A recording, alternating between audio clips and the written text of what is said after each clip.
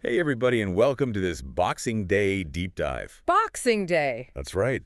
While some of you are out there hitting the after-Christmas sales, Oh, yeah. we are hitting the gridiron. Yeah.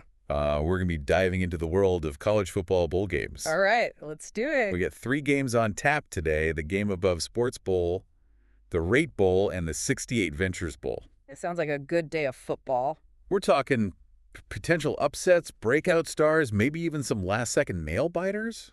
Are you ready for some football? I am definitely ready for some football. I am too. So let's jump right into it. Yeah, let's go. Bowl season is always a wild time, right? It really is. You know, it's not just about the wins and the losses at this point. You've got players looking to, make a statement heading into the draft in the NFL. Right. I've got teams, maybe trying to end the season on a high note going into next year and Momentum. yeah, build some momentum. Exactly. So there are a lot of storylines going on. Absolutely. Well, let's kick things off in Detroit for the Game Above Sports Bowl. We got Pittsburgh taking on Toledo. Okay. Now, Pitt started the season 7-0. Wow. Hot start. Yeah, they were looking really good early on, but then they kind of cooled off. They did, yeah. Dropped a few games there. But they're still a solid team. And to make things even more interesting, their starting quarterback, Eli Holstein, he's out with an injury. Oh, wow. So the question is, can backup David Lynch handle the pressure?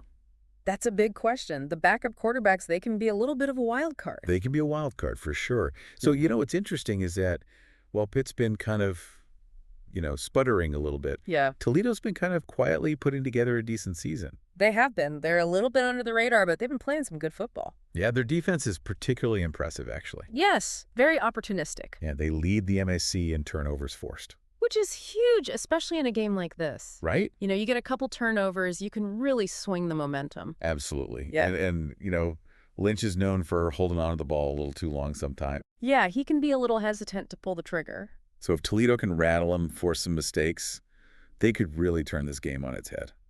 I think that's their key to winning this game. Yeah. Got to get pressure on Lynch, make him uncomfortable. All right. I'm already picturing the highlights, I was leaning towards Pittsburgh in this one, Yeah. but now I'm not so sure this could be a much closer game than people expect. What do you think? Yeah, I think so too. I mean, it's bowl season, right? Anything can happen. Exactly. That's why we love it. All right, let's move on down south to Phoenix. Let's go. For the Rate Bowl, Kansas State versus Rutgers. Oh, this is a good one. And you couldn't ask for a more contrasting matchup. Really different styles here. Kansas State started the season ranked in the top 25. Really high expectations. Yeah, huge expectations, national championship aspirations. But they didn't quite live up to the hype. Yeah, they had a little bit of a roller coaster season. Yeah, some tough losses along the way. Rutgers, on the other hand, they are riding high. They are celebrating back-to-back winning seasons for the first time in over a decade. That's impressive. Yeah, for a program that struggled historically, that's a really big deal. It is a really big deal for them. What a story, right? It's a great story. So you've got Kansas State, they've got that pro-style offense that relies heavily on a strong running game, Power football. play-action passes, that sort of thing. And then you've got Rutgers, which is known for their aggressive, blitz-heavy defense. They like to bring the pressure. Yeah, try to disrupt the quarterback. This clash of styles, I mean, how do you even begin to break down this matchup? It's going to be a battle of the trenches for sure.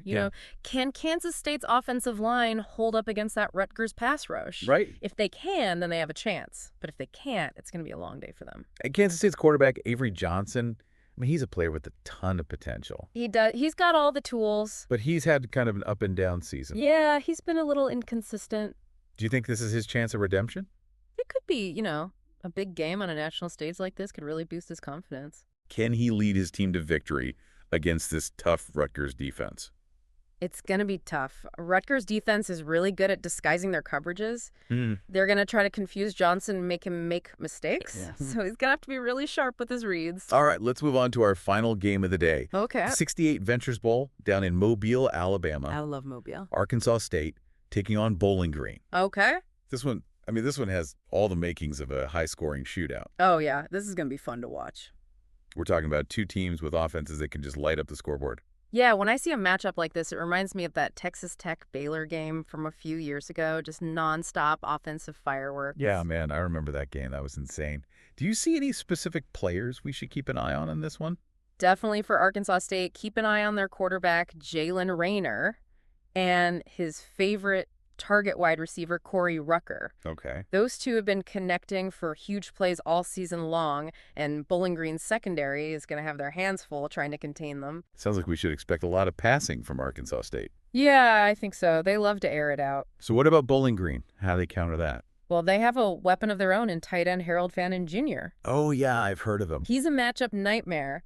He's too big for defensive backs to cover and too fast for linebackers. Right. So he could be the key to a Bowling Green victory. All right, so we've got 3 very different games, each with its own unique storylines. Yeah, a lot of intrigue. Exciting matchups and the potential for some serious drama. Definitely going to be a wild ride. But here's something to think about as we're watching these games.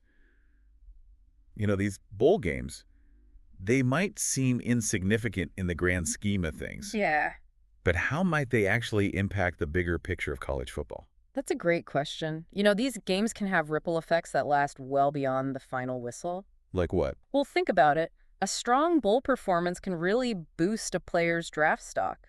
You know, get them noticed by NFL scouts. A big win can give a program momentum going into the next season. Maybe even help with recruiting. Right. And maybe, just maybe, a surprise upset might even shift the perception of a whole conference. Yeah, I hadn't thought about it like that. It's all connected. So there you have it, folks. We've taken a deep dive into the Boxing Day bowl games. A lot of good football on tap. And now it's time to sit back, relax, and enjoy the show. And as you're watching, keep those ripple effects in mind. Yeah, pay attention to the little things. You might be surprised by what you discover. Happy Boxing Day, everyone. Happy Boxing Day.